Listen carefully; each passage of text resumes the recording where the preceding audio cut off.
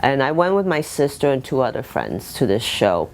And back in the 70s, what you do is you go to the front of the stage.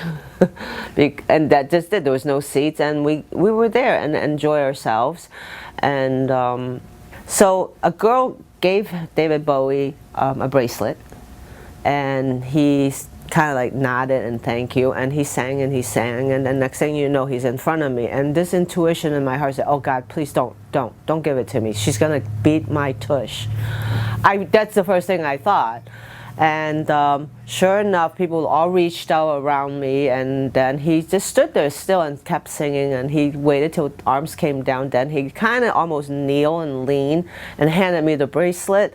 I almost died. At the end of the concert, it was over, and I was about to turn around to leave, and someone tapped me on the shoulders and handed me a note, and then of course, I immediately, the Leo inside of me says, pretend I knew what I was doing. I was just like, I read the note, and I said, who's David? And the guy looked at me like, who do you think? And I remember saying, being a smart ass, I had to ask, just to clear it up. And I just couldn't believe it. I had no idea. I don't know what to expect. This never happened to me. Never dreamt that I would meet an icon of my life and someone to his stature. The emotion was like, bing, bing, bing, bing. It went everywhere. But the minute I set foot in that bar at where the party was, I think I immediately grew up. Like, I just stood better, more erect, and like pretend I knew what I was doing. You know, all the fantasy that you created when you were a child, pretending, watching movies, that came alive. Honestly, I just tried to hold my head really high. And that was it. And just seeing, like, the amount of people that just swarmed the table. I was, like, on the far side of the bar. I didn't know what to do. I walked in, stood in the corner, and waited with my 2 friends. And then at some point, someone from the table came up to me. He says, are you here waiting for David? I was like, yes, thank God. Well, he came in, and you know, like the Red River parted, and he sat down, and very nicely he says, hello, my name is David. What's your name, love? And I think I just melted. And I remember saying this to him. I said, okay, I'm only going to tell it to you once. I'm going to spell it, which I did, C-H-I-W-A-H. And he called me the word Chiwa ever since. It was never love, darling. It was like Chiwa, Chiwa. And that's really important to me. Yeah, we just sat there, and you couldn't really talk, you know. And a lot of people came by and asked for autographs. Interruption. At some point, we got up, and he says, let's go and take the party upstairs. And my heart pounded, because what my mom said, nice girls don't show up at hotels. And the guilt was hanging over my head right then and there. He opened the door, and I remembered there was like 2 doors and a hallway. And I was going to go through because he opened the door, and he held me back. And I was, oh, did I do something wrong? I'm thinking, right? And he kind of allowed everybody to go into the big room, and then he opened the door to his suite, and he kind of escorted me into there. I pretty much stayed there for most of the time. I didn't mingle with the people in the main rooms, and how many people exactly, I don't recall. Then it was probably an hour and a half later by that time, and because the TV went black and white, nothing was going on. That's how late it was. And I was really getting tired. Like, I don't know what to do, you know. I didn't have anyone to talk to for an hour and a half, just sitting there waiting. And he came in, and we sat at the edge of the bed. And I remember he said, I apologize, this chaos. I said, now we can calm down. And he brought a joint with him, and he passed it on to me. And I said, I don't smoke.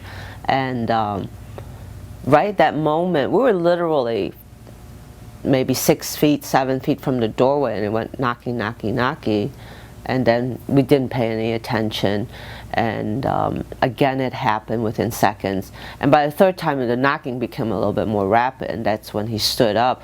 And this is my view, sitting on the edge of the bed, 6 feet away from the door is open this wide. I saw it was like, eeny, meeny, miny, mo, 3 faces. And boom, the door flew, and hit him on the cheek.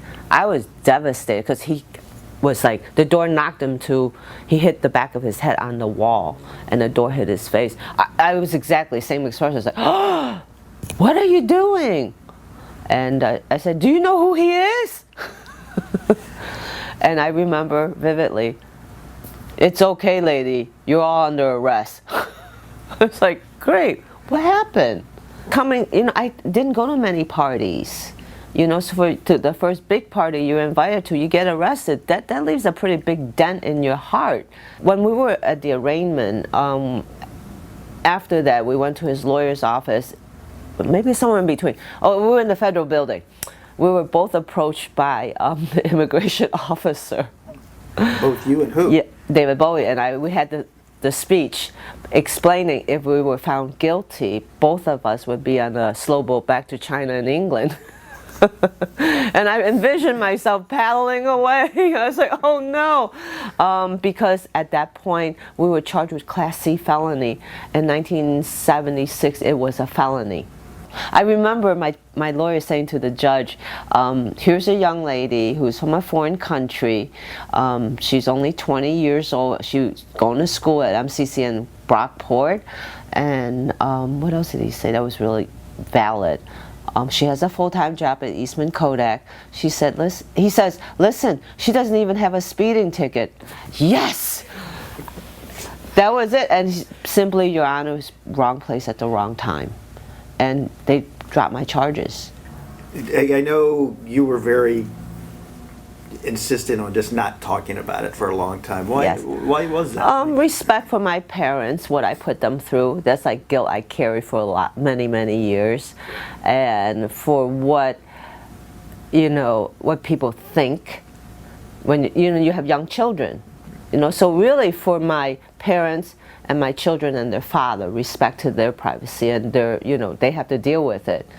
It was very difficult because now that I'm 61, when it happened to you at 20, and with the way lifestyles are, there was no therapist to go to. I couldn't even talk to a friend. I couldn't talk to my mother and father about the torment that I felt, of misunderstood. Again, a lot of it's because I'm 20, and you just don't know. I had no support of how to walk myself out of the situation. First, you're being arrested. It's pretty traumatic. Coming from a very strong Asian family, I just, ruined my family name. Thirdly, David Bowie's my icon. It happened in my home city. I'm devastated what he thought of me and our city. My parents, phenomenal. They came to court, and they never brought it up, not once. It was my children who kind of encouraged me. Said, Mom, you need to tell a story. You have a story. Yeah, my children do think it's really cool. Whereas it's not, like I said, to be honest, in the way I was raised, it was not cool. But yet, another side, it was pretty cool.